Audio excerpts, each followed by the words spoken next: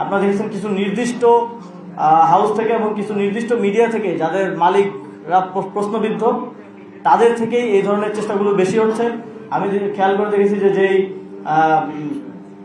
দায়িত্বশীল যে গণমাধ্যমগুলো আছে তারা কিন্তু এগুলো কাভার করছে না, এবং কিছু যেই নির্দিষ্ট যাদের এজেন্ডাই এই গণ অভ্যুত্থানকে প্রশ্নবিদ্ধ করা, এই আইনসিপিকে প্রশ্নবিদ্ধ করা, এবং নানা সময় তারা সেটা করে এসেছেন, এটা করা হচ্ছে।